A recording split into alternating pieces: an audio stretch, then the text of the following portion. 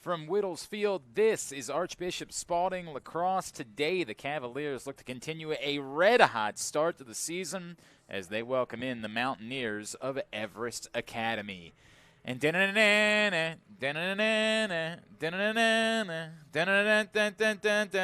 who's back in town again?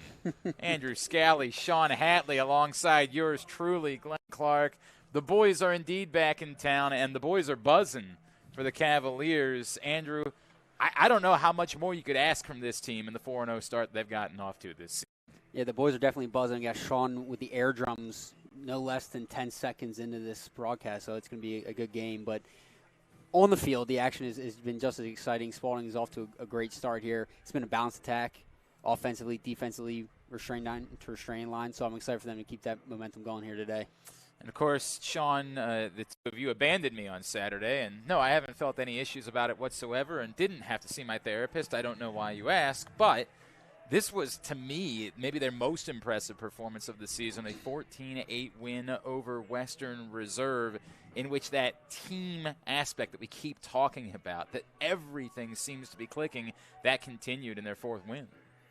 Yeah, obviously we weren't here to see it, but I talked to a few people after that game, and Western Reserve, that roster is one of the top rosters they're going to see all season, and the score was not necessarily indicative of the way Spalding played, but it sounds like they really took it to him. Cooper Johnson for the first face-off today against Becker Lippert.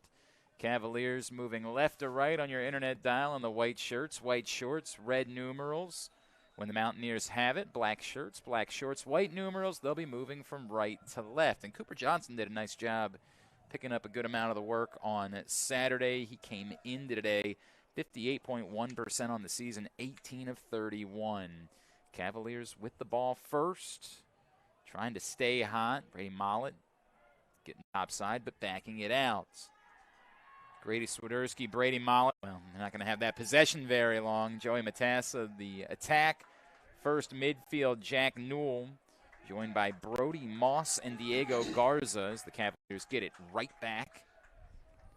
Defensively, Sawyer Grant, as well as Grayson Dunn and Dylan Newell.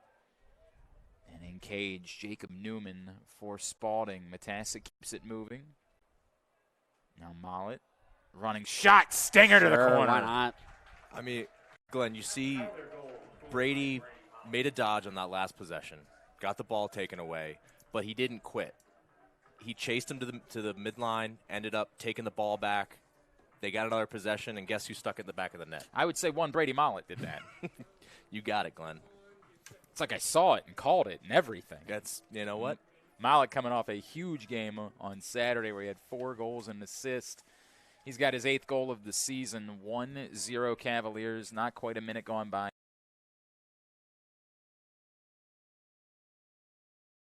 How they use their face-off specialist today, it remains Cooper Johnson out there against Lippert. And that's a push. And it will belong to the Cavaliers. Even I can see that. Surprised you knew that was a push. It's remarkable, right? Yeah. I've been studying for months. Yeah, you had your lacrosse dictionary out. Did. Becker Lippert had 12 face-off wins yesterday. Unfortunately, we don't know how many times he was out there, so I don't know if that was – I assume it was pretty good as Everest Academy opened up the season with an 11-8 win over Fork Union. Gordy Bennett lining it up off the pipe. And in the crease, it's going the other way. Yeah, it looked like he might have gotten pushed in the crease. Politely disagreement from the official. And so, opportunity to see if this time the Mountaineers are able to clear. They weren't able to do it the first time. Breezy day, really pleasant day. Clock ticking. And just taking it all the way across himself is Anthony Settle at the goalie. And Had to have been offside. Offside, yeah. Just kept running. Came all the way across the restraining line. And he has to dart back. Step down shot wide. Taken by Carson Blair, the short stick D-Mitty. Yeah, that first possession by Spalding, it looked crisp. They got into a set. They got a little weave going, drew a short stick. took advantage of the matchup. Didn't score, obviously rode the ball back and ended up with a goal. But the last 2 possessions, a little sloppy. So showing to have some success when they get settled in their formation and win their matchups. Joey Matassa gives it up. Shot blocked as Ostrowski was looking for that top corner. Didn't get through. Mollett picks it up as they go back to work. Mollett, ever so crafty from back at X. Starts like he's going to come in front. Now gives it up. So I like what I'm seeing here with the early 2-man game, bringing a short stick back. Set a potential pick. There Bounces it home. Brady Mollett already his second of the game. It's 2-0 Cavaliers. Let's watch a replay here. Good hard take. Left to left, changes plane, buried it. 9th of the season for Brady Mollett. Wondering if we're even going to need Sean Hatley today, because maybe the Cavaliers just won't play any defense whatsoever for the course of this one. Just can sit here and look pretty like always. I appreciate that about you. That's why I told you we need a camera in the booth. 100%. Just squarely focused on me. Lippert bounces all the way back towards the opposite restraining line. Ground ball to be had. I thought Matassa got pushed down. Apparently he fell down on his own volition, which seems strange. Another push. Got that one. And finally, it's tough to talk about defense when you're winning every faceoff. It helps. I would say it goes a long way. And they haven't had a successful clear yet, so we'll see if ultimately the Cavaliers defense is called upon. Jack Newell settles. Newell already 6 goals on the season. Yeah, today Coach Hockle did say they want to focus on moving the ball, dodging with their head up, and they want to run and throw more to X. And I think you have Brady Mollett back there to really kind of quarterback that offense.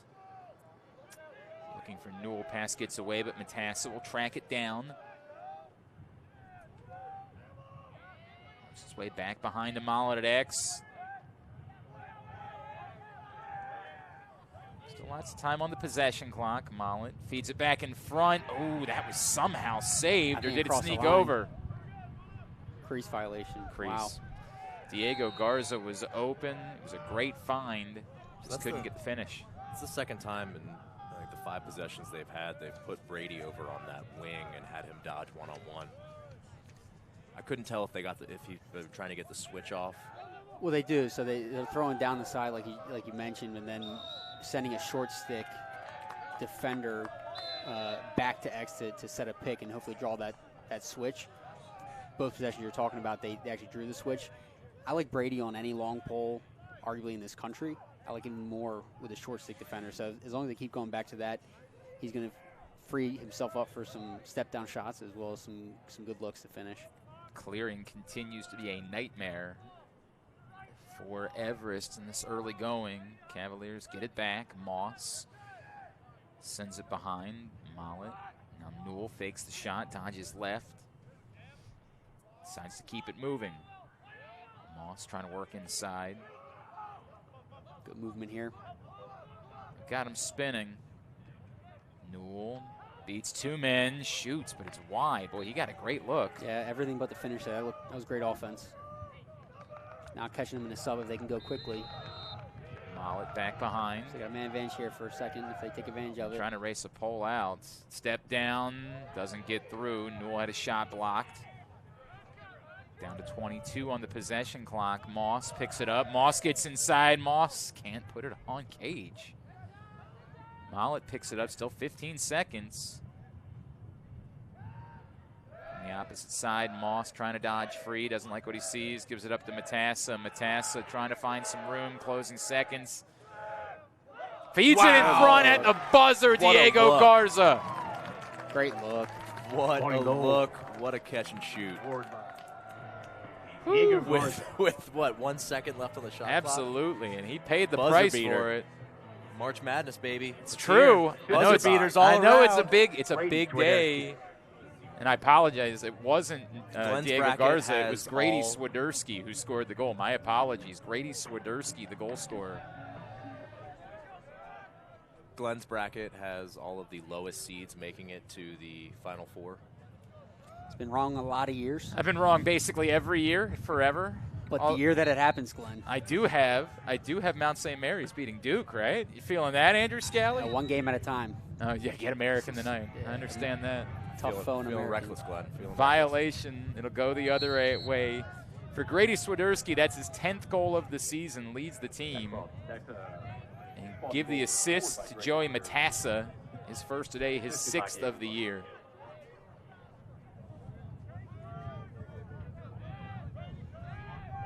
First possession of the game for the Mountaineers. Starters for Everest Academy on the attack. Robbie White, joined by Nate Reno, as well as Matthew Ford. First midfield, Zach Poirier, as well as Jacob Janke. Defensively, Caden Hyde-McBride, Arno Gillies, Isaac Fry in cage, Anthony Settlet. First time we've seen them on the attack today.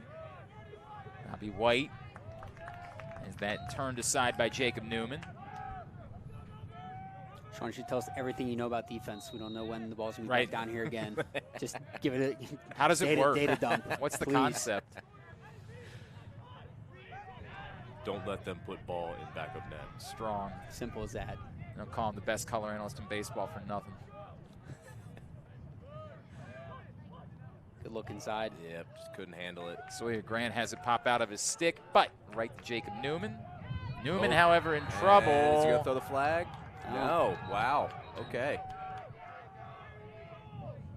Quick timeout by Coach Hopper. Timeout taken with 5:13 remaining here in the first quarter. Archbishop Spalding in front 3-0. We've been so impressed by what this team does, both offensively and defensively, that I almost feel like Jacob Newman's play kind of gets lost in that as well. And I think Jacob Newman's been exceptional as he comes into today, playing 4 games this season, having allowed 18 goals, making 28 saves, stopping 60.9% of the shots that he has faced. On top of everything else the Cavaliers do well, they've got a stalwart between the pipes. I mean, you have a goalie that can make saves, and you stack on top of that a defense that makes it really difficult for you to beat them one-on-one. And you know, you can have the best goalie in the world, but when you're making people shoot from outside and giving them a high percentage save, it's huge. So you double it with an excellent goalie, with an excellent defense. It's going to be real tough this year for people. It's been very tough. Team's still trying to figure out what they're going to do against this Spalding defense. Everest Academy coach Leo Storos trying to come up with the answer. He's got some talent on his roster. Robbie White, who took that first shot, a future Providence Friar, coming off a 6-goal day yesterday in the win over Fork Union. Impressive. It gives you a lot of options on defense when you trust your guys to be able to play that one-on-one defense and lock their man down. Jamison Steele sends it back behind. Now fed up top to White. They got to reset because Newman had possession. Good move, and falling down, Owen Lee. I mean, that was pretty good defense. That was just a strong move inside and a strong finish. Lee's first of the game, second of the season. The future Ohio State Buckeye has the Mountaineers on the board. Effective out of the timeout.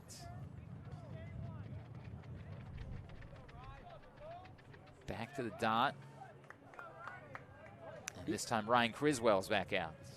I wouldn't be surprised if Coach Hawk was on the sideline talking about an early slide next time. I mean, that's a big boy dodging hard down the alley. You know, it says a lot about the trust you have in your individual defense, but you got to be ready to go there.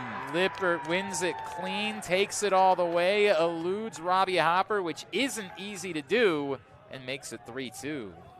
No, Robbie trying to time that trail check, just couldn't get it. It was close. Yeah, that's good awareness by the faceoff. First goal of the season for Becker Lippert. And I was a little surprised someone didn't pick up that break. I mean, he had Robbie chasing him, but no one stepped up, cut it off. And after that clean win, they'll go right back to Cooper Johnson. Criswell came in today, 54.4% on the season, 31 of 57. I know he's dealt with some injury issues. Cooper Johnson has impressed.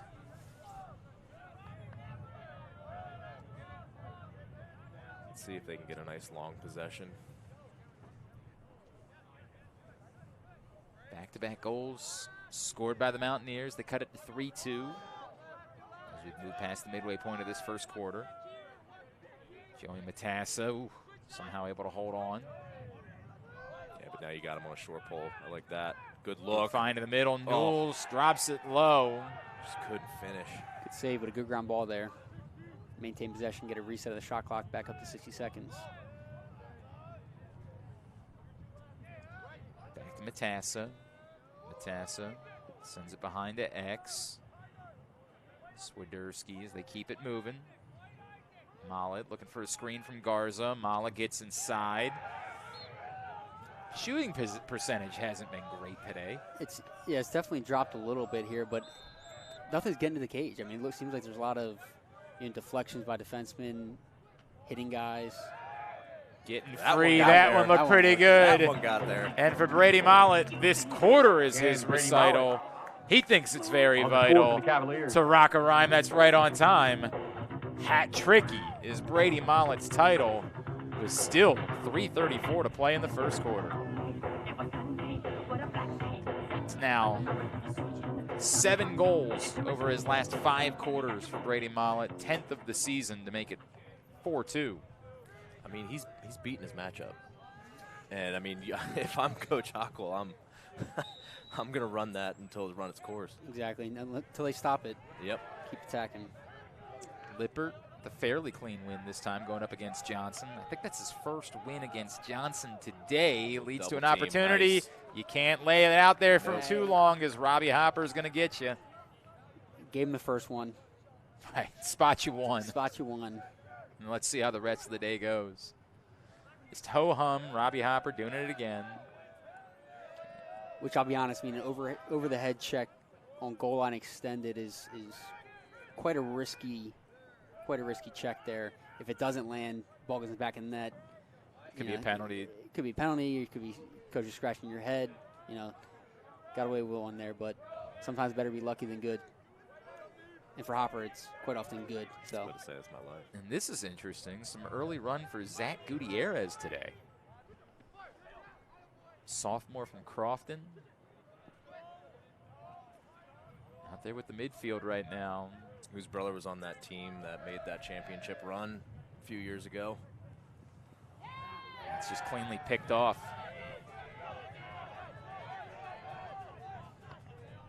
Interception. And all the way through, bounce shot not on target. I'm not loving the fact that Spalding's not really picking up that break, right? They're kind of sitting back. It might be part of the game plan, but I definitely want to see someone step up, cut off that break, have everyone else fill in. Yeah, I mean, there definitely should be an adjustment. Face-off man has proven that he can handle, the ball in his stick, make the right play, protect it, shoot or feed. So I wouldn't be surprised if they start going to him a little bit sooner, making the other guys step up around him. And Christian McKinnon does finally come off after he came away with that interception and tried to take it coast to coast. Let's see if they go early here. Steele makes his move. That was a good show. Sends it back behind to X. And it'll work its way up top. Lucas Williams now to White. Robbie White. Wondered how much of the Robbie on Robbie matchups we get today. White turned aside by Newman. Ground ball to be had. It's going the other way. Let him take that shot out there on Newman. He's not letting many of those go through. Yeah, just stepping over that near sideline. Elliot Danielson lost his place on the field. Ref had a couple words for number 21. Yeah, physical push from Nate Reno. Junior attacker committed to play at Stony Brook. Physical effort along the sideline in the ride. Just over 1 minute remaining here in the first quarter. Yeah, I think a little rush there on the clear. Got the legal procedure call. Thought they saw a window of opening there to get down the field and transition quickly, but fed him in a tight window there, had the sideline as the extra defender. Unfortunately, pushed him out. Steele. With Danielson on him. Shot clock would essentially be turned off in this situation. It doesn't happen because of the clearance clock. Nice check. Great check. Danielson, after turning it over, point, they don't get it back. Great defense. Good job, Brock. And you just brought up who's back today. Brock La Rochelle. First time we've seen him this season. Senior Strong, defender. physical kid. Annapolis native. 9 seconds left. White trying to find some space. It's not there. And a tough shot from the outside. Going to be too easy for Newman to handle that. And that's how the first quarter comes to a close. Newman denying Jamison Steele. That's a great stand. Cavaliers, they 4-2 advantage Everest, after 2. 1. Don't forget, coming up April 4th, a great championship reunion celebration and tailgate here at Archbishop Spalding to celebrate Lacrosse, with 3 Alexis of championship teams, the Ripley 2000, family, 2001, Roughneck 2002, Properties, Mayan three-peat, Plumbing, Strata everyone Infrastructure, invited back, Kelly Electric, celebrate and that anniversary. Smartly.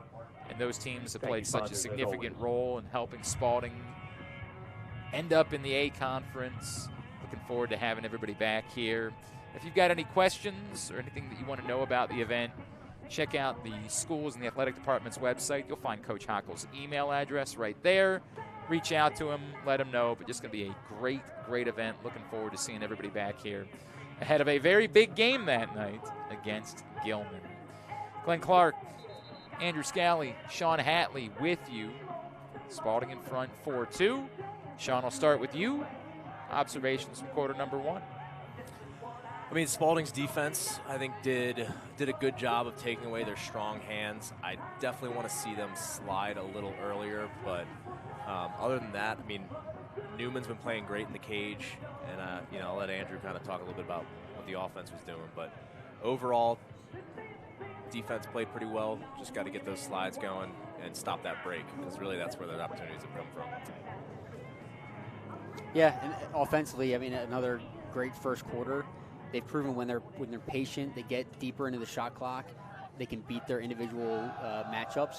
So I'd like for them to, you know, get in the 6v6 set, find their matchups, continue with the two-man game. We've seen a lot of switches, and that allows a short stick offensive player to get matched up with there's a flag. There it That's is. an easy call. I'll take more of that as well. Zach Extra man Poirier, opportunities. after Cooper Johnson had clearly picked up the ball. Dominating the face-off X. Cooper Johnson has been really impressive today. 30 seconds. Really, really impressive. Junior from Severna Park. Headed to play at Flagler. Alabama native. He has looked awfully comfortable taking on the bulk of the face-offs. So that push with possession called him Poirier. First extra man opportunity of the day for the Cavaliers. Roll Tide. High tide. High Tide. High tide. High tide, guys. High tide. No, Garza that's shot blocked. That's got to be the 4th or 5th one knocked down. Shot from outside that was knocked down by defenseman Stick. Ground ball picked up by Fry ride. and a yard seal check. Just 9 seconds remaining on the penalty. Scramble situation. I don't think the Cavaliers are going to choose to force it. No, it's a good heads-up play to pull it out, bounce back up. Again, if you go 6v6, it's not the end of the world. You're taking another 80 seconds off the shot clock and potentially saving yourself a goal. Mountaineers do kill off the penalty. Garza slips it down to Bennett on the near side. Bennett gets up top. Calm, cool, Jack Newell. Of course, part of the Bennett shoots low. Full foot save. Kicked out wide. Remember what we call Jack and Dylan now, right? The Newell World Order. Oh, yes. Forgot about that. That one's a good one. Welcome to the Newell World Order. You know what they say, if you're NWO, you're NWO for life. Gordy Bennett on his horse, dodges right. Moves it back over to Garza, and Garza shoots low to low. And that was exactly what Coach Hopper was Cavalier saying they goal wanted to do scored by today. Dodging hard with their head up, making Diego that next Garza. pass, and Garza sticks it in the back of the net. Assisted by Gordon. Gordy Bennett's first assist, first point of the day, 6th and 12th on the season for Diego Garza. His first goal today, his 8th on the year. Timeout taken by Everest Academy. 10:27 remaining in the second quarter. Cavaliers back in front by 3 at 5-2, matching their largest lead of the game. So we are getting into the point where we're only a couple of games away from the start of conference play for Archbishop Spalding. There's still some goals. You mentioned, obviously, that dodging hard that Coach Hockel wanted to see today. What are still some things that you want to see from this team before they get into conference play? Sean, I'm going to start with you because you looked over at Andrew hoping that he would bail you out. He's so much better at this than I am. I'm just giving the people what they want. No, I think Spalding right now, they're building the confidence that they need to open up that play, because once the MIAA season starts, I think we say it every single year, it is anyone's conference. But I think some of these wins are making a statement. I saw McDonald lost again down in Florida this week. It's anyone. It's the MIAA. You never know. Everything that happens before that first game of the MIAA season doesn't matter, right? People are looking at it. People might be side-eyeing it, but at the end of the day, that is when the season truly starts, because that's when teams start to heat up, teams cool down. But Spalding's going to have some good momentum rolling into this. I feel like you didn't really answer the question, but that's okay because you were beautiful as you did it. Andrew? For me, I think this comes down. I'm calling HR. For me, it comes down to Spalding not playing with assumption. And what I mean by that is everybody knows what this roster looks like. Everybody knows the depth. Everybody knows the senior-heavy roster. Don't go out there and expect to win and assume that you're going to win just because you have the roster. Go out there, do the little things right that you practice day in and day out, the same things that you started as a freshman here and have worked your way through the JV varsity program. It's the little things that are going to make this team go the distance. And on the rare occasion that you lose a face-off, work hard to get it right back. That's exactly what the Cavaliers do, and they have possession with a chance to take their largest lead of the afternoon. Yeah, we're not seeing many people slow up on these ground balls or on the rides. I'm really impressed by how Spalding's attack has ridden the ball when it's down on their end of the field. Moss slips it back to the near side. Mollett trying to get free. Felt like that stick came up a little bit high, but nothing called. Tried to sell it. Ref wasn't biting. Slide early, move it. Newell feeding it down to the doorstep. Matassa knocks it down but can't catch it. Getting out of the cage, get that ground ball, settle it. It's a good ride. Clock is ticking. Yeah, some trouble for Fry as he was trying to get that back. Just 8 seconds now to get the clear. Good. Long, dangerous pass down. White not able to hold on to it. Grayson Dunn comes up with it. But can't connect with Hopper. And it's taken away by Poirier. Mountaineers get it back. Glenn, what do you think Spalding needs to do? It was interesting because the face-off was going to be one of the few things that I would have said for a little while. I love you. I love you so much. Sean Hatley breathing right on top of me. But Cooper Johnson's done a really nice job stepping in and taking on more of that role. We just saw them fail on the extra man earlier today. I don't think the extra man numbers have been exceptional this season. I still think that's an area where they can improve, is taking advantage of those opportunities, but not a whole lot of areas where they haven't looked sharp this season. And everyone, that is a professional right there. It's almost like I knew the question ahead of time. I guess that's the advantage that comes when you're the one asking the questions. Glenn Clark, you can find him at 105.7. Well, I'm available for hire. If you just need somebody to come call like a backyard ping pong matchup for a certain number, I'll be there. Can I call you just to talk me to sleep with that voice at night? For you, I do it for free. Done. I guess I can find other work. Yes. Yeah, what does Andrew do now? Owen Lee gets rid of a defender. Not able to capitalize on it as he just bullied Chris George in order to get in front. And a shot clock violation. And the Cavaliers get it back. Break down for me what it is that Cooper Johnson's doing to find success as he's moved into this role. Andrew? Thank God. No softballs for me today, huh? Okay. Yeah. No, I mean, he's winning like. Oh, yeah. Robbie Hopper gets another one. I've said it a million times, and I'll say it again. The most Cavalier goal electrifying play in by sports. Robbie Hopper. The long pole goal. And he even thought about 3 times before finally pulling the trigger. I mean, 6th of the season for Robbie Hopper on top of everything else. such a threat. What's crazy, on the though, offensive it might have field. made history. He had a goal and an assist there. Help me get out of that question. No That's a problem. great point. Trying He's to do in the math. stat book twice today. He really does everything. Everything. Robbie Hopper. That's a goal in every game this season, by the way. Number 8 ranked prospect in the country, according to Inside Lacrosse. 6-2, Cavaliers their largest lead of the game. Yep. And Jacob Newman says, Thanks for the gumball. Yep. Appreciate you. Mollett skipped to Matassa. Pushing it ahead, Danielson. Extra give. 2 extra gives. Wow. You were Matassa. just one pass away there, Andrew. That was Give him the pretty hockey good. assist.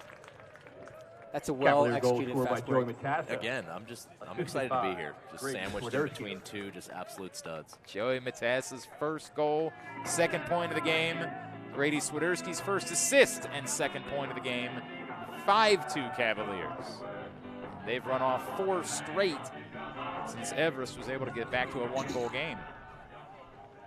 Oh, they got is that Robbie taking a face? We've seen that. And he'll be called for the face-off violation. Robbie Hopper, I say we've seen that. Apparently we haven't. We've seen some others get in. But that was Hopper's first. Playing without the stick. And he gets back in, gets on top of Maseko. He's got a lot of patience on that trail check. A lot of people just want to hack right away, but Robbie just lets it hover there. But it's going to be the first man-up opportunity of the afternoon for Everest Academy. I don't think we've seen too much of Spalding's man down defense. Not had to. You're right about that. 30-second penalty on Hopper. Playing essentially penalty-free lacrosse. That's pretty. I'm going to ask this question because it was brought up to me by someone at a higher level that's watched Robbie Hopper play and thinks the world of him. Do you ever wonder if he gets a little bored and just says, let me take a face-off. Let me do something else. He's so scary good as that's worked inside. Good finish for White. A little miscommunication there. They're talking it through. Robbie White on the board for the first time today after those 6 yesterday. Makes it 7-3 as they convert on the extra man. Yeah, I can't help but think about the scene from Friday Night Lights when his Booby Miles' dad's talking to all the college coaches and he proceeds to throw. He'll paint your back porch. Yeah. and he can pass. But no, I mean, going back to Hopper at the face-off X, I'm sure he was just in there to give Cooper a break because he had been, going for the first quarter and a half. But at the same time, I'm not mad at it because I think there's going to be some variations deeper in the season when they're not winning the face-offs the way they have these first, handful of games where they have to get that long pole out on the field to create a little bit of havoc to give our, Spalding a chance on the wings to come up with possessions. Again, that only happens if, the opponent's face-off guy is playing pretty well. But these are the types of games, 7-3 lead early in the season. You want to test some of that stuff out. You want to test your zone. You want to test, short clock situations with different personnel. So I'm okay with it. It's a little bit of situational, practice for later in the season. Moss sends it back behind to X. Back to even strength. Goal releases the penalty. Matassa, slide, big check. Arno Gillis. Interesting story on Gillis. Native of Belgium with experience playing already for the Belgian national team. That's pretty cool. It is cool. I agree with that. That is pretty cool. Now list all the things you know about Belgium. Waffles. Darn. Let's try to take it off the table. Jinx. What did you say? Is cycling big in Belgium? Who knew? Oh. According to Paul Garza, big cycling. That's where Peloton was founded. Is that for real? No. Oh, okay. I was really going to learn something today about Belgium. I believed you so. Right? I wanted to believe. Robbie White working from back at X. White gets free, shoots low, but Newman's got it. Good save. Slide was a little late, but Newman there to bail him out. I mean, the only thing better than the save was the clear. Unbelievable find there. Yep. Ahead to George, and they're right back on the attack. Capitals Brussels, so I think I've got the 2-1 advantage. Sprouts. Oh, no. I think I'm out. All right, well, fun game. Taken away by Janke. Jacob Janke, senior midfielder, headed to play at Hobart, trying to turn it into a transition, and he does. Capitalized by Nate Reno. Good ball movement by Everest there. Capitalize on that turnover. Renault's first of the day, his second of the season. Make it 7-4, and now Spalding needs a timeout, as they've just gotten a little bit sloppy here lately. Sounds like a little momentum shifted there with that goal. Well, it's interesting. I mean, after the first possession, after that man up goal, beautiful save by Newman, beautiful clear. Spalding could have pushed transition there, but Brady pulls the ball out. I'm like, this is fantastic. That's a sign of maturity, realizing that's kind of back and forth here. Pull it out, let's go 6v6. Pretty routine play, just waiting for personnel to sub one, and you're just not aware. You know, you get a check at the midfield line, turns into a quick transition for Everest, and they capitalize. I mean, goes from great awareness to a lack of awareness, and they made him pay. You see that last save made by Jacob Newman, denying Robbie White. 7-4. Mountaineers hanging around here late in the first half, allowing them to believe. Last couple of years, Archbishop Spalding with an 18-10 win over Everest Academy last year, 9-6 victory back in 2023. Looked like Hockle's fired up on the sideline right now. I don't know if you just saw that shot of the huddle, but he is giving the boys an earful right now. And I assume that's based on what Andrew just said. Like, it's a fairly routine play. There's no today. Can they get away with that? Maybe, right? Like, they might be able to make some mistakes like that today and survive them. But as we talked about before, as you move into conference play and trying to win a championship, teams will punish you. You're talking about Calvert Halls, McDonough's, those teams. They're going to make you pay for making mistakes like that. Yep. And as these we'll call them tendencies right now, or common mistakes, teams are going to pick up on those in film, especially the deeper you get into the season, close to when that MIA season starts. They're going to see it and they're going to exploit it. Back to the dot, 3-goal game, 4:19 to play in the first half. Again, it's Johnson.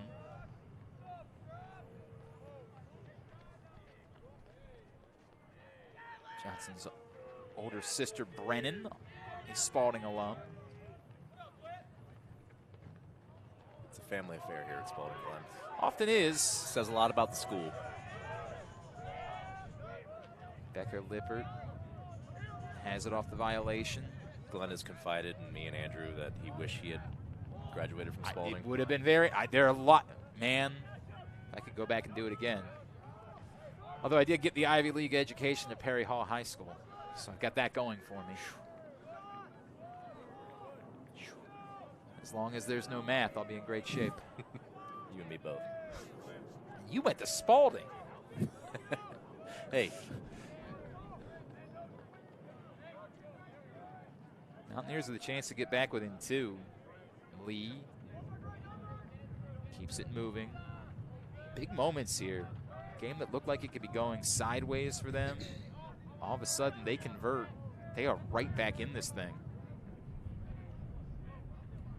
Lee around the screen. Down to Stewart. Now right back to the middle. Lee. Really working that two-man game, Andrew, up top. Fed into the middle. It pops away. Dunn comes up with it.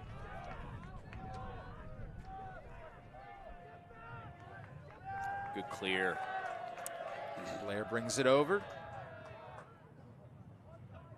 Cavaliers get the stop. Now they'll look to convert on the other side. Got Diego coming in from up top. Let's see where they initiate from. Swederski. The final switch. A little bit of a step for Newell. Newell lets 4 defenders come towards him. Not able to take advantage. Fed back up top. Step down. Newell off the pipe. Thought he was about to hit it off the pipe, hit the goalie in the back, and right in. The goal. Just ended up going a little bit wide. It's a great look by Mollett. Jack Newell just almost. Good check. Yep. Brought over by Gillis. Yep. Still on the turf. Newell trying to find it. Won't. White comes away with it. Got a great check. You got to pick that ball up. 2 minutes remaining in the first half. Yeah, definitely momentum shift here. This entire time, all I hear is Everest sideline. I've heard nothing from Spalding. It's definitely a lack of energy, and they're playing sloppy. I mean, I get right there they had a great look. You know, unfortunate bounce there, hitting off the post, but Everest has controlled this back half of the second quarter, and they're feeling it. Maybe we got to stop pumping them up on this broadcast. So they're not that great. Yeah. They're kind of average. Meh. Take them or leave them. They're in the tournament. I'd say like a 7 seed, right? Wow, that was quite a look. He almost held on to it. Good check. Pops out. There we go. Blair brings it up. Everest is really jamming it into the crease, and they're getting some opportunities, some good checks. Blair nearly lost it. Kind of got stuck on his stick as he was looking to find Matassa. Fortunate. Matassa's able to pick it up. Yeah, I would be mad with the timeout, kind of low clock here, unless they get the matchup here, the sub game. Can't take them to halftime. Momentum's been on Everest's side. Make sure you have the right personnel in. Maybe draw up a play. Under a minute remaining in this first half. Looking for something to give you a little momentum going into the break. When do you go, Andrew? You know, I haven't been asked that question in about a week, so I put a lot of thought to it during that time off. I was thinking 17. You were thinking 17? Yeah, that's what I was thinking. Okay, you haven't moved. Seems Still like 12. 17. I'm still sub 12. I'm in the 9-10 second range. I'm putting the ball on my best player's stick, and I'm letting him go to work. Moss digging in, down to 12. Matassa moves to Bennett. 8 seconds. Bennett gets free, shoots low, not on target. I kind of want to see Matassa shoot that. He gets his Little hands free hesitation. coming off that pick, and then I think a couple times they've been caught in a situation where they didn't realize how open they were. Mollett trying to get in front. Does not get. wow. Oh, my gosh. Wow. Oh, my The gosh. wraparound. Cavalier goal At by the Brady horn. Mollett. Mollett for the 4th time this That brings half. us to the end of the first half. And that's how the Our first score, half comes to a Everest close. Academy 4. I can't believe he Archbishop found any Spalding. angle there. that's one of those that just Again, takes a reminder, little Snack more Shack wind out of your is sails open going today, into so let's halftime. stop by and get some food and What a drink. take. 4th of the game for Brady Mollett. And with momentum starting to get away from him, a huge play to end the half. Spalding in front 8-4. We'll be back with the second half. You're watching Cavaliers Lacrosse.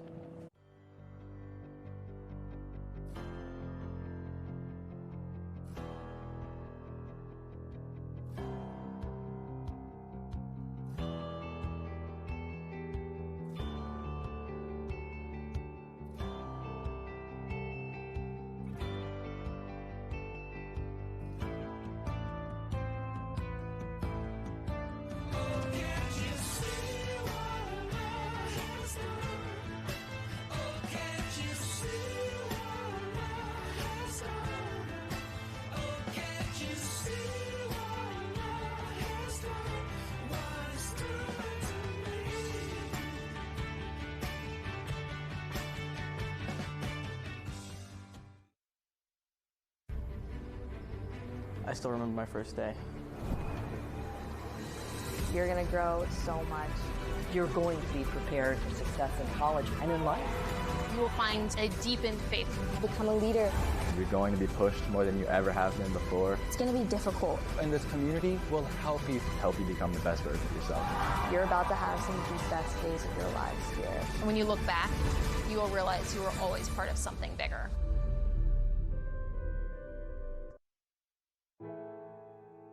Getting out the car, walking to school, I was anxious, nervous. It's a bigger school than I've ever been to. Didn't know any faces. I remember sitting in that homeroom and feeling all of the nerves and the anticipation and excitement of what high school could bring. But I quickly found out that this was going to be not just my school, but my home. Everybody had open arms. There's a genuine love for one another. Everybody knows everybody. I care about all of the people I'm surrounded with every day. When you choose Archbishop Spalding High School to be your home, you're getting a large school that feels like a small family. You are never alone in this experience at all. At the end of your time at Spalding, you're going to remember how Spalding lifted you up in the most positive way. You're always going to feel that connection. You're going to want to come back home.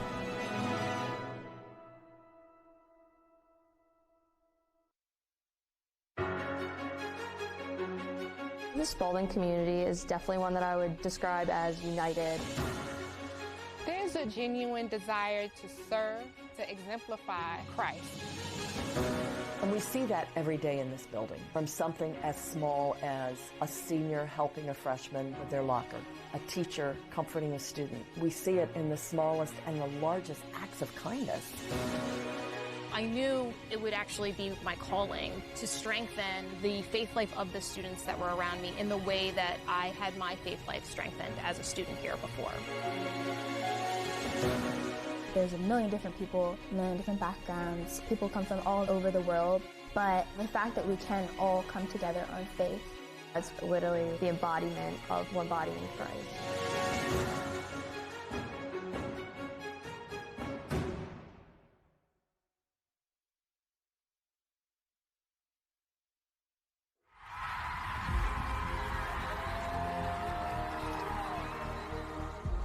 Hallmarks of a Spalding athlete. Are they able to compete at the highest level possible? Spalding is positioned very uniquely because they are in one of the best leagues in the state. When they're competing at a high level, that's big time. It was always known as a great academic school, but we wanted to build a full-rounded school for student athletes. And we knew that they could get to where they're at today. Since I've graduated from high school, I've watched the campus grow astronomically. Spalding, it laid a foundation for my understanding of teamwork, friendship, and things that were so much bigger than what happened on the basketball court. They're challenging themselves academically and spiritually, and it transitions directly onto the field. That consistency molds and shapes everybody that's involved. The future of Spalding athletically is strong and vibrant, and I'm excited for our Cavs.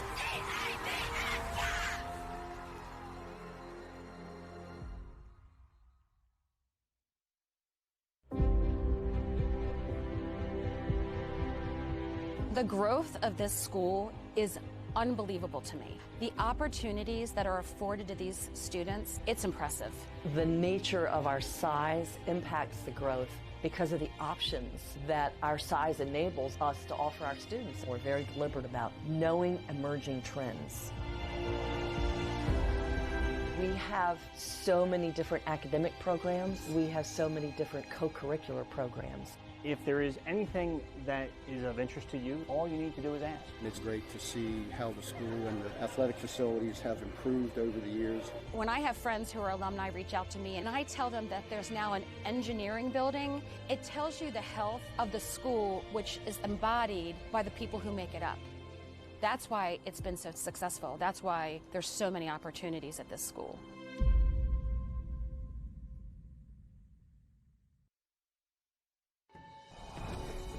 I think I immediately knew when I came for that open house 7th grade that everything I had heard was true. I didn't know what to expect because I'd never been to a Catholic school. I didn't know much about it. It invited me into a lifetime of experiences that have been unforgettable. The kids are passionate. You walk in, there's a little bit of electricity in the building. That's hard to describe. It's something that you feel. I care about school now. I care about all of the people I'm surrounded with every day. I know that they care about me. And it's this sense of community that's enabled me to be able to push myself. And grow through service. I feel like it made me a well-rounded human being. I know that Spalding has everything here for all of my children, academically, emotionally, physically. Whether it's clubs, whether it's sports, they're going to be leaders in and out of the classroom. What I hope and pray is that at the end of your time at Spalding, you're going to remember how you felt, respected, included, and that you always felt one in Christ. The opportunities afforded to these students just really speak to the success of this school. It's impressive. It's more than just learning at school. Like, it's taught me how to treat people, how to grow in my faith, rather than just giving me an education and sending me off to college. When you choose the Spalding experience, what you're getting is an environment that cares for the individual. This is a place where we welcome people home. You're going to grow so much. I know it may be nerve-wracking. This school is bigger than what you're probably used to. This school, this community is truly like no other. You will find innovation, a deepened faith life, family. You're about to have a very crazy ride, but some of the best years of your life.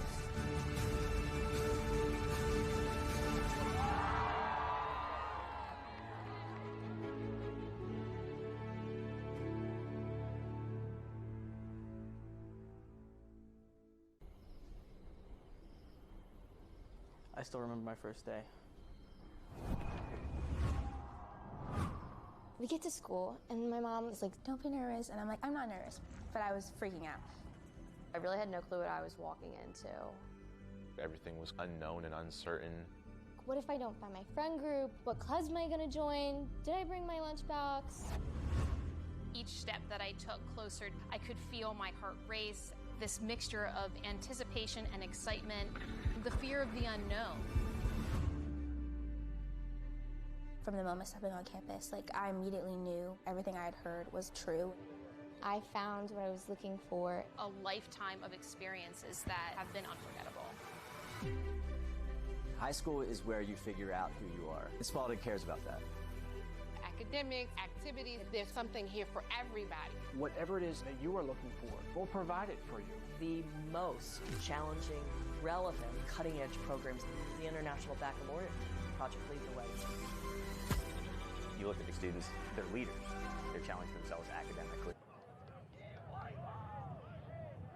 Getting ready for the start of the second half here at Whittles Field. Archbishop Spalding in front of Everest Academy. 8-4. Glenn Clark, Sean Hatley, Andrew Scally with you. Sean, this one was starting to kind of go the wrong way in the second quarter. What was going wrong for Spalding, and how big was that last goal from Brady Mollett at the end of the second quarter in order to change the momentum at the half? Well, let me answer your last question first. Thank you. That goal was huge because right there, the Everest started to have a little momentum. They had gotten some goals, some stops, and then for Brady Mollett to put that in with essentially, 2 seconds left on the clock? If that. Yeah, if that. I mean, that's one of those, especially going into halftime, it can be a little bit of a backbreaker. Especially because Spalding last game came out in the second half and just absolutely blew the doors off of Western Reserve. So I think, with that goal, that might have been a little spark for hopefully they can do the same thing. Andrew, what do you think that sounded like, that huddle there at the half? I don't think Coach Hockle or any of the coaching staff was, they were losing their composure. I think it's a simple message. Just get back to the basics, get back to the things that were working well in the first quarter and have worked so far this season. Don't try and do too much, and remain patient. Trust the process, trust the systems that they've been working on, and the scoreboard will take care of itself. Great snag by Mollett, and a face-off win for Robbie Hopper, which I believe now officially means that he has ticked every box in the stats department this season. I don't think there is anything left that he doesn't have at least one of on the year.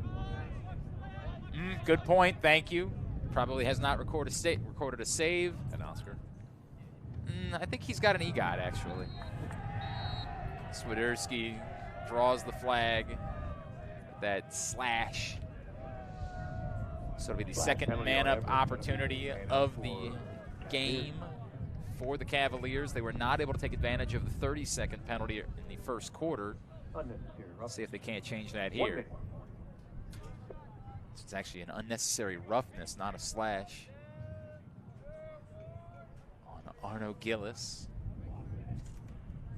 Andrew's all about that necessary roughness. Right. True.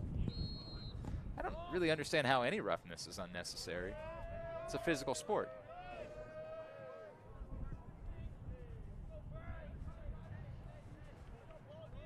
Garza up top. Newell. Keep it moving. Yeah, Mollett right in the center there, flashing to the ball. It's a small window to sneak that in. He drifts out. And I'm okay with that. With 60-second penalty, maintain possession. And Nice. Near side. Ethan Ostrowski with the excellent man-up finish. Cavalier goal. Right over the goalie's left shoulder. Just did this so well. Newell. Extra pass. Stick side two. Low to high. Got the goalie dropping. Put it right up top. First of the game for Ostrowski, his 6th of the season at his 10th point. And for Jack Newell, his first point of the game. Second assist, 8th point on the year. Cavaliers convert on the extra man, make it 9-4 with 10:52 to play in the third. Yeah, Glenn, you mentioned the extra man being an opportunity for Spalding to kind of fine-tune in order to be successful long-term. Right there were multiple looks that could have been taken that could have arguably been forces. They elected not to. They stayed within the play and ended up with a layup. So right there demonstrated that they have what it takes, more opportunities, more reps, and the patience, and I think they'll be successful. It's a great start to the second half. Face-off win. Hopper trying to go for the no-look check. Yeah, and he gets it. Is. Maseko able to get the ground ball back, however, and then the flag comes out on Dunn. So extra man coming for the Mountaineers. Wonder what he's calling here. It was a late hit, maybe not necessary roughness. Not the necessary kind, but the unnecessary kind. So 60-second penalty on Grayson Dunn. Deep for unnecessary roughness. 1 minute penalty. Second man-up opportunity of the game for Everest Academy. They converted on their first.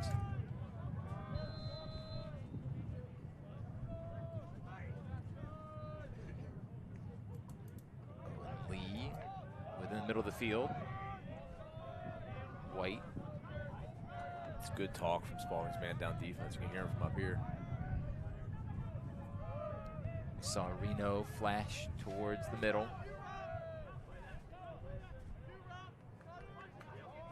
Lee, now White. Moves to the opposite side, the fake, but nowhere for Reno to go.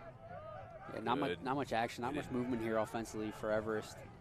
They're waiting. They forced the rotate. Oh boy, just as you say that, Jacob Janke gets completely free underneath. Walling them to sleep and then striking. I don't know how you get that open on the backside across. I think they 5 sticks. They forced the rotate. Just didn't have anyone getting down that backside. Oh, that's all. Yeah, right. Simple game. Mountaineers 2 for 2 now on the extra man as Jacob Janke, the senior two-way midfielder, just can't win. With you, Andrew. Scores to make it 9-5 and keeps Everest Academy hanging in there. This one will scoot all the way back, not just to the restraining line, but ultimately out of bounds, and belongs to the Cavaliers. I think that counts as a face-off win. It does, legally speaking. That's the way it'll be recorded in the statistics.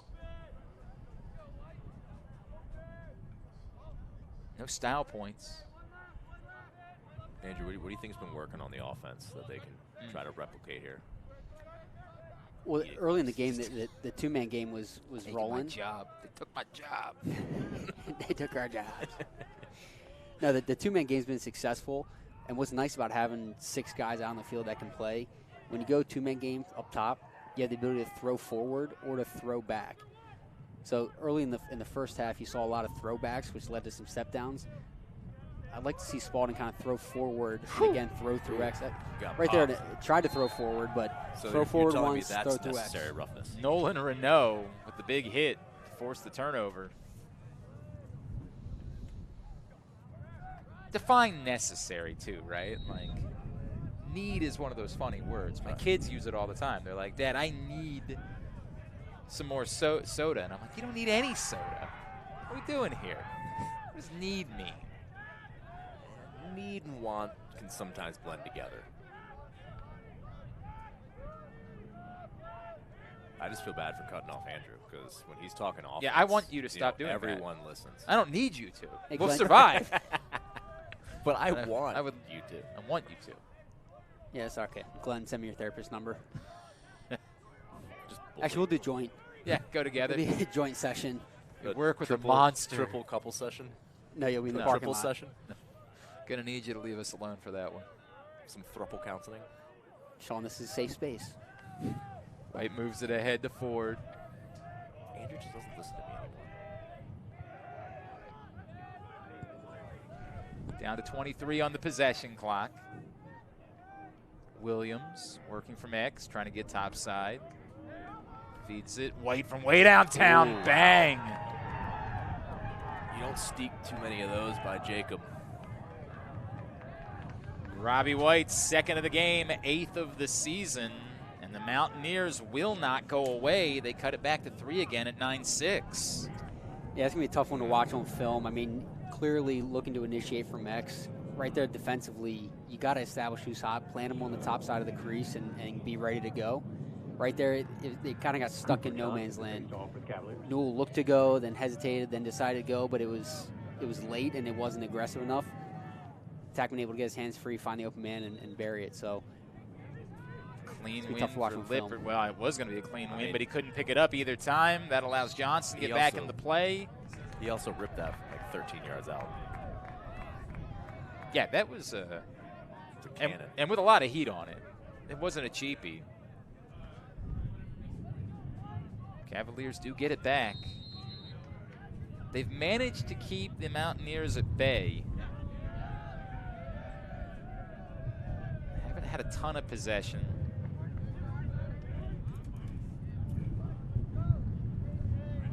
Moss over to Garza. Garza sends it back behind X. Dangerous. Good handle there by Mollett. Mollett feeds it in front. He's looking for Swederski. Plenty of time here. 50 seconds on the shot clock. Matassa. Good fake. Strowski gives it right back. Oh, wow. Matassa, what a find. Lip. Swederski. Sue. Make it 10-6. That was pretty. Let's see if we can get a little replay on that. Assisted by Joey Matassa. I mean, the vision alone. Yeah. Then you put the flip on top of that. Matassa. Good hard cut. Through traffic. Ooh. Wow. Wow. Right on the dot. That is silky. Matassa with his second assist of the game. Some craftiness. That was beautiful. Swederski, his second goal, third point of the day. 10-6 Cavaliers. This one will get all the way across the restraining line. Ooh, contact up high. Matassa able to find it on the rebound. A little contact ain't no thing. That was awfully high. It was awfully high. Just a tad. You know, when their head snaps back. Right. When you want to see some yellow come out of the ref's pocket. Big possession here for Spalding. And this can be crushing, right? You do the work, you get back within 3, you feel like you're right back in the game. Now Spalding's able to score in back-to-back possessions. It starts to feel deflating again. Midway point of quarter number 3. Everest is really packing it in. Got the matchup they want here. Mollett on a short stick, dodging with his eyes up. Comes back up top. Ostrowski, now Bennett.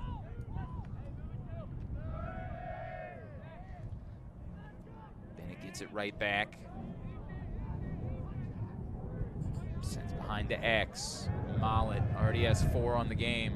Feeds it up top. Step down Bennett. Doesn't get through. And that's been the story of the day.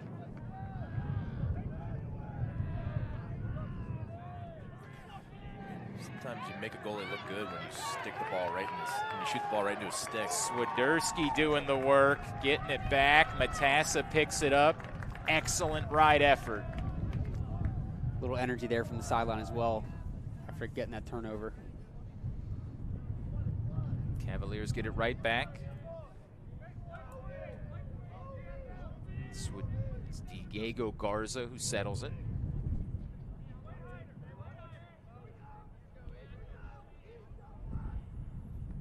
He gets it back from Ostrowski. Garza engages, dodging right.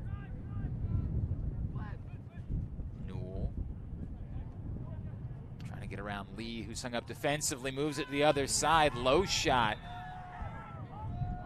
There we go, bailout, push call. Fresh 60 seconds. Swederski was stoned by Settlet. That was the push call we needed.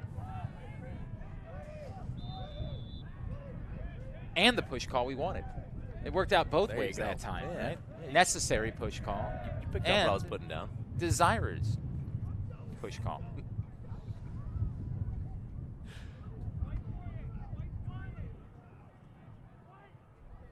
Mollett back at X. Hyde McBride was on him. Now Garza up top. Moves it down to Newell. Good shot fake. But nowhere for Ostrowski to go with it. Matassa. Down into 20 seconds on the possession clock. Newell just loses it. So you got to set up the break. Lee pushing. Lee chooses not to shoot. Instead, they're going to run some offense. It's good transition defense there by Spalding. Get back in the hole, find their matchups. White gives it back to Lee. He just wanted to see if Hopper was going to extend to him. He did. Lee, however, on the redodge. Boy, Robbie Hopper never given up.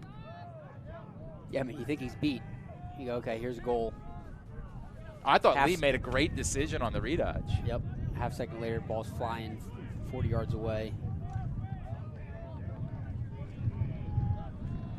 White swings it over to the opposite side. Jamison Steele. See what they got. Down under 30 on the possession clock as Lee goes to work. Lee Blair right on top of him. Sends it back behind to X. Defender Grant hung up, and they work it free to the cutter. Textbook stuff. Jamison Steele finishes. Cuts it back to 10-7. Is that a little underhand? Yeah, tough feed there. A little three-quarter sling. Good find, good finish. Yeah. First of the game for Steele. The future. I guess I just realized I don't know what Brown is. What is Brown? Brown's the Bears, right? Cooper Johnson What are they? facing off for the Cavaliers. You don't know either. We're just going with it. I mean, Brown Bear, that sounds... makes a lot of sense, right? Logically follows. It's Brown. 10-7. Everest staying right there.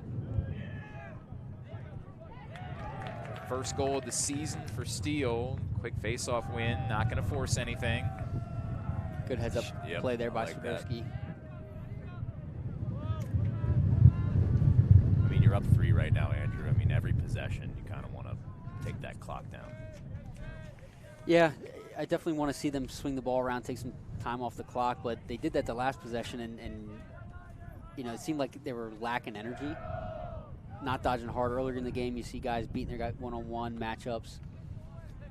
Last possession seemed a little sluggish, so let's see what's going to happen here on the 66. Bennett fakes the shot. Wind whipping here in Severn. Moss sends it back behind to X. Step down, good save. Bennett denied by Settlet. And for the record, I'm in short sleeves, and Andrew is in a winter jacket. Yeah, a parka. That says everything you need to know. He's preparing for the skiing trip you guys are taking to Alabama this weekend.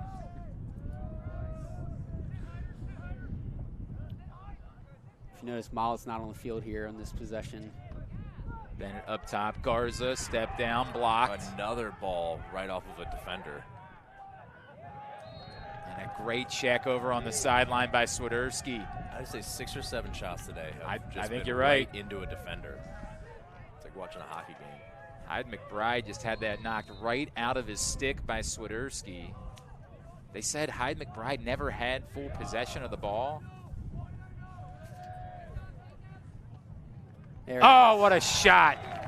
Joey Matassa. Yeah. Joey Matassa on the goal for the Cavaliers. Great take.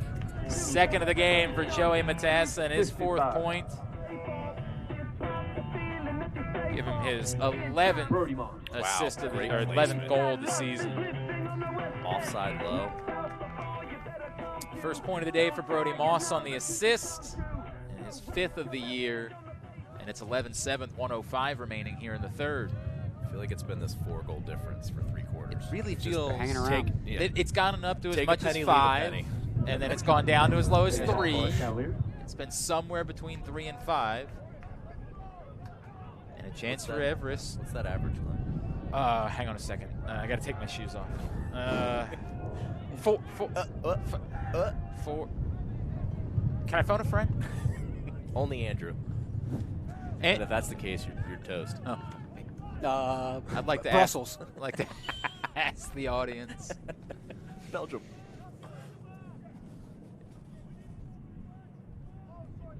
Big possession here, too. Because, again, the Mountaineers, who have managed to just hang around, can try to get it back to 3 to close the third and feel like they're in this thing going to the 4th. I have a feeling they're probably going to try to get the last. Now, I have a question. When should they engage?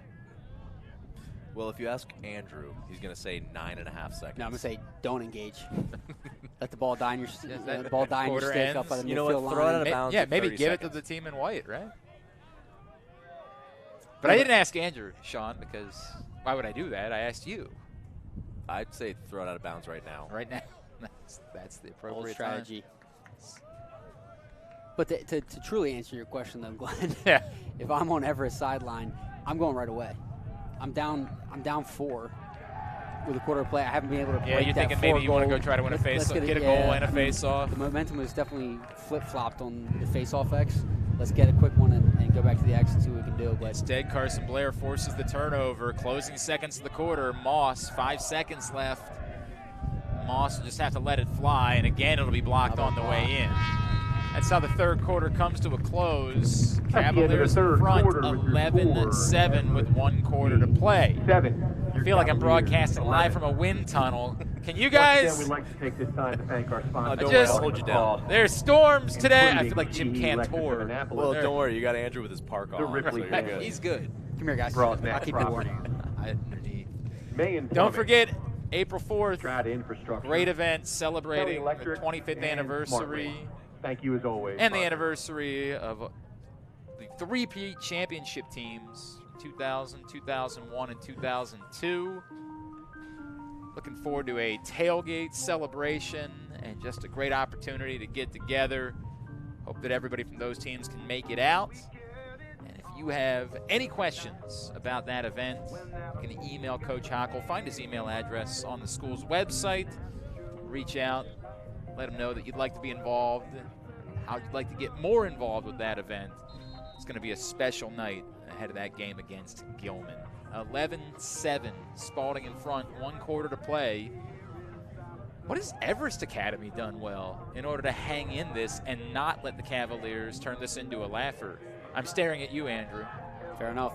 I think they've done a much better job with the face-off X, and they've also capitalized on some of Spalding's turnovers. Spalding's gotten a little sloppy with the ball, putting the ball on the deck, and Everest is getting up off the turf, pushing transition, finding matchups, and putting the ball in the back of the net. So it's a good thing and it's a bad thing, right? But Spalding is beating Spalding, in my opinion, right now. There's nothing that Everest is doing that is, knocking the ball out of the water here. But if Spalding can clean up their stick work, keep the ball off the ground, I think they'll be able to pull away here in the fourth quarter. Sean, how good was that answer from Andrew?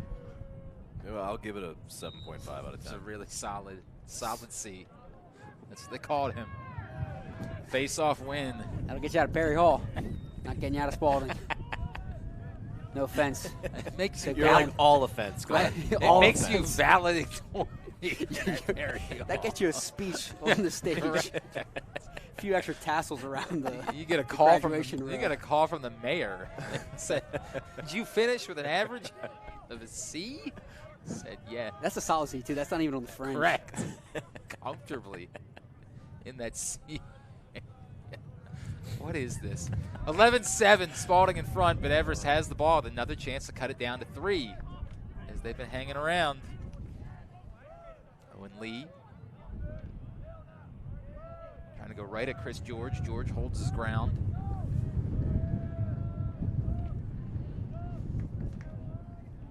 Ford up top, Steele. Oh, It's kind of a surprise shot taken by Lee. Had some heat on it there. Yeah, that's mustard. 21 remaining on the possession clock. White trying to get top side. Good save by Newman.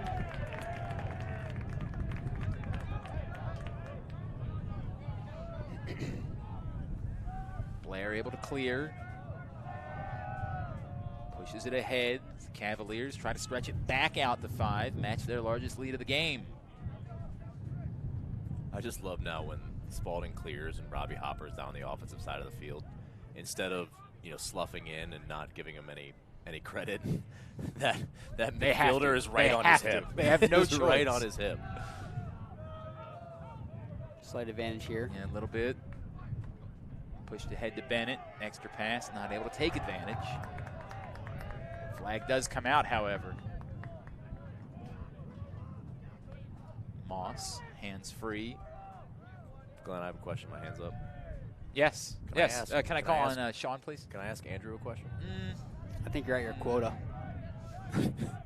I'd rather That's you two. did. You get 2 a game. Go ahead.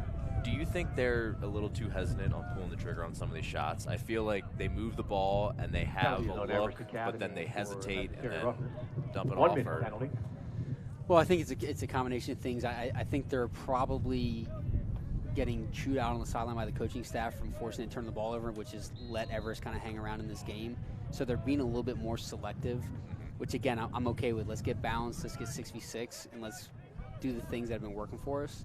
At the same time, you don't want to keep too short of a leash on these guys because come MIAA play, you get limited opportunities. So if you have one of those opportunities, you want to be, ready to fire and ready to take advantage of it. So if they see the look, I want to see them take it. But in this game, with what's going on, I'm okay with them being a little bit more hesitant and going 6v6.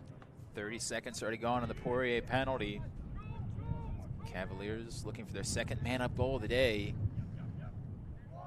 The near side, fake from Garza, sends it back down to Bennett. Bennett improves the angle, but it was deflected on the way in. It made it an easy save. That is Baker's dozen of those, Glenn. Unofficially. Right off the I think you write in on the stat sheet Baker's dozen. That's just the way that they go with it. Yeah. And then someone says, what is that? Because who goes to visit a baker anymore? Like any of these kids have any idea what a baker's dozen is? 11-7. Cavaliers will get it back. Now 1 for 3 on the extra man today.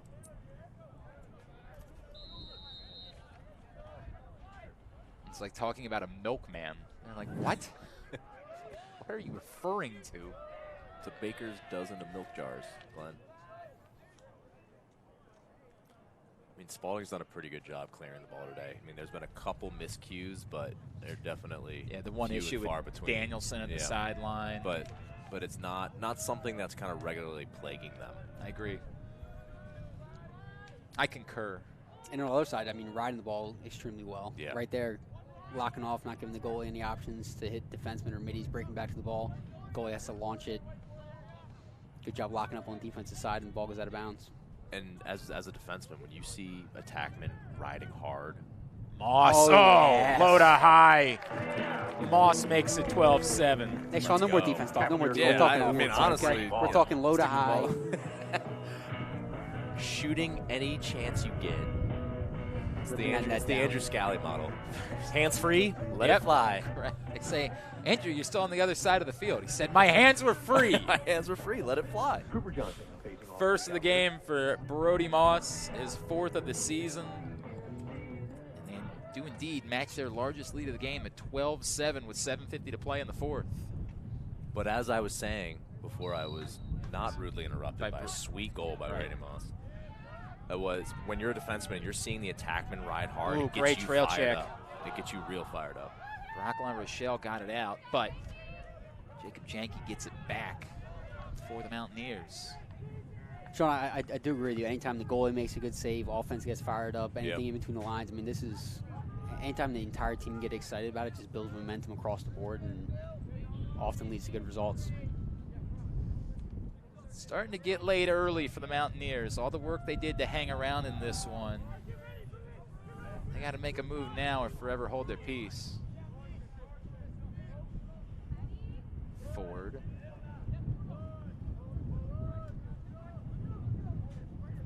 Don't forget, we'll all be right back here on Friday. Some of us will be right back here on Friday as Jacob Newman denies Matthew Ford. In spirit. Don't worry, Glenn. We'll be sinking some putts. Actually, I should let everybody know Friday's game will be on NLSE. Looking forward to bringing you. Does that mean we'll get to see you, Glenn? I'm told that I didn't meet the qualifications to be on camera on Friday. Dan Kaplan from Inside Lacrosse will be joining us. Is handsome enough, but I unfortunately was a solid C. So I will not be on camera on Friday. You're a C+. Thank you. I did. I went out and got the haircut, didn't do anything. Now looking forward to bringing that as the Great Cavaliers move. take on Bullis. Wow. And a finish from Matassa. Cavalier goal Great scored by take. Joe Matassa. Joey Matassa joins the hat trick party. Now is Quick little that shake and bake. the question? Is that the goal that now opens this thing up with 6 minutes? This left in is the game? officially the largest lead of the game for Spalding, and it comes with 6:07 remaining. The math of it's this common thought within the sport that whatever you trail by, if you've got 1 minute left for every goal that you trail by, you're in it. And that's not perfect math, obviously. You can score 4 goals in 3 minutes. It's been done before. But this is kind of the breaking point, right? And if you're going to go lose the face off the boot, That maths. yeah. Well, I think it does. Again, solid C. No, but yeah, but took me to your point, Glenn. That was a face-off you had to have if you were Everest and you wanted to stay in this thing. Instead, they're going to go get it back. Well, maybe they're going to go get it back. You got Robbie Robbie Hopper's not sitting going right to let there. him get it back. I was like, oh, ball's down. Robbie's there. Well, all right, ball's staying down here. Yep. Gillis runs into Robbie Hopper, and that almost never works out for you. So the Cavaliers get it back, the chance to run some more clock. Mason Klessinger, as well as Aiden Treff, the next midfield for the Cavaliers. And Robbie, if you watch this recording later, stay humble. Gutierrez sends it back behind to X. Matassa feeds it up top to Treff. Now from the near side, Mollett. If you're just joining us, Brody Mollett scored. Brady Mollett, son. There's too many Bradys and Brodys on this team. Agreed. Brady Mollett scored 4 in the first half. Isn't there just 2? Closing seconds to the shot clock. Shot Ooh. wide. It was a good look for Treff. Down to 3. Presumably you just toss it in the corner. No. Mollett thinks he can get a shot off in 3. Boy, he almost did. Yep. I like that confidence.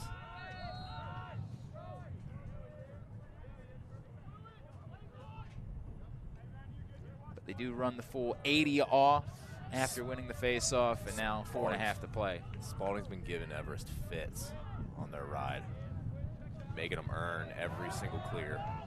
Ball was down on the turf It's again. gonna be a violation here. There it Yep. is. Yep. Boom. 20 Heck seconds. of a ride.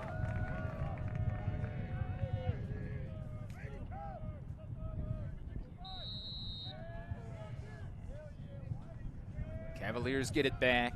As we mentioned, Bullis visits Whittlesfield on Friday.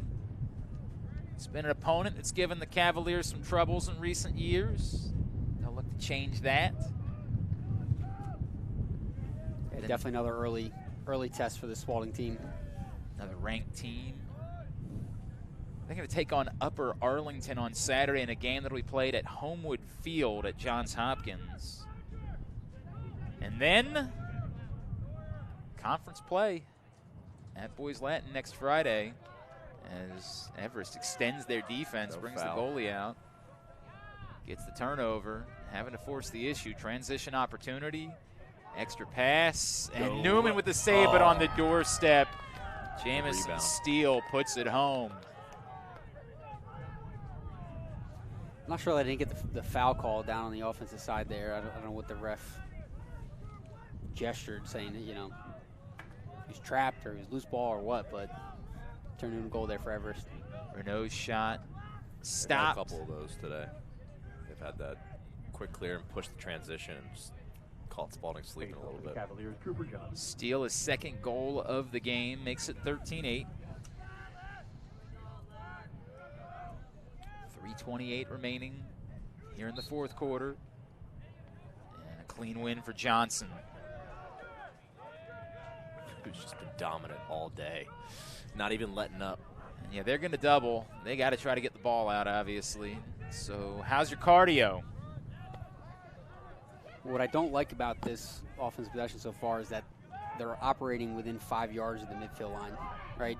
In a low clock situation with the lead, you want the ball going behind the cage. So if you turn the ball over, they got to go the full distance to get there, and I don't think they've gotten below the restraining line until now. Nearly 3 remaining. 30 seconds into the shot clock. Of course, goalie out of the cage, and a timeout taken. Timeout. Oh, we got a little scrap over there in the corner. Oh boy, flag's coming out. You see the bear hug as it was Klessinger.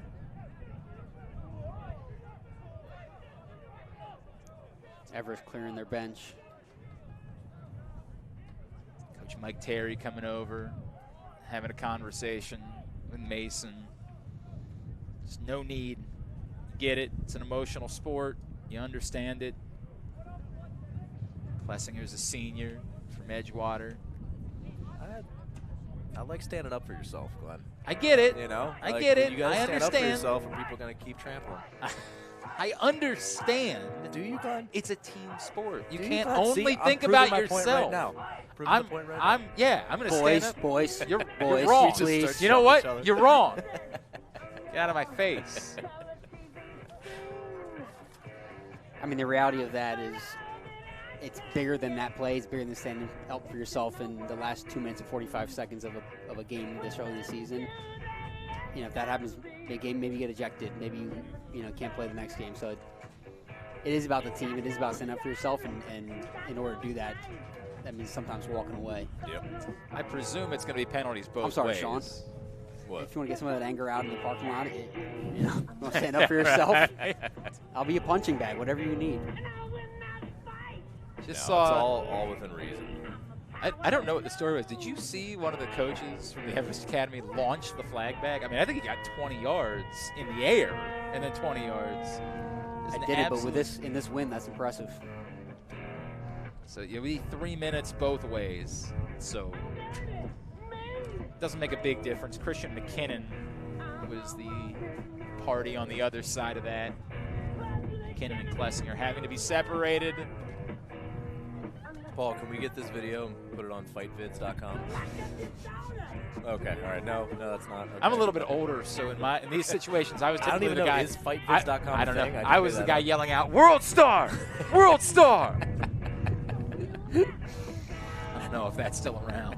That's a good question. I'll do a quick Google search when I get out of here. Appreciate that. 2:47 remaining out of the timeout. The timeout was smart, obviously, protecting possession as D'Angelo was in a little bit of trouble on the end line. And then whatever happened, it happened. You move on from it. Let cooler heads prevail. I guess they have Everest with the last foul. Is that what the call here is? That they give it to Spalding? 3 minutes each. I figured they'd be maybe simultaneous. Spalding with possession. Oh, yep.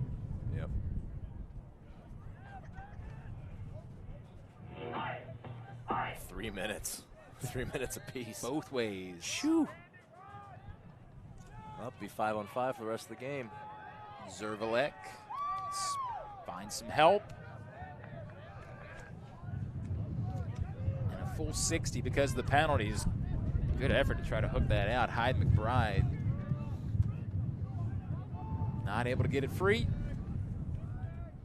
Gutierrez gets a little extra attention the moment it comes. He finds some help, and Patrick D'Angelo, the junior from Odenton. Now Zervalek holds on to it. Again, similar comment here, Glenn. Got to get the ball behind the cage when it gets low in the shot clock here and make Everest assuming they get the ball back, go the full distance. It's down to 13 to the point. Also keep an eye on the cage here with the goalie running around. Yeah, I was going to say, when are you allowed to shoot? Good trail check as Treff was trying to do that. Moving pick. Coming back. Settle picked it up, but yeah. It's a dagger. You can see the frustration on the faces of the Mountaineers. Got it back. Now got to go right back to defending. I mean, today you saw flashes of brilliance from Spalding, some sloppy play. I mean, let's say the quiet part out loud. They did not play their best lacrosse today, and yet they're up 13-8 with a minute and a half remaining. Yep.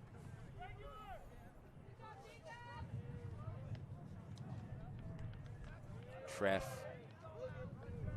backs it away. Cavaliers going to improve to 5-0 on the season.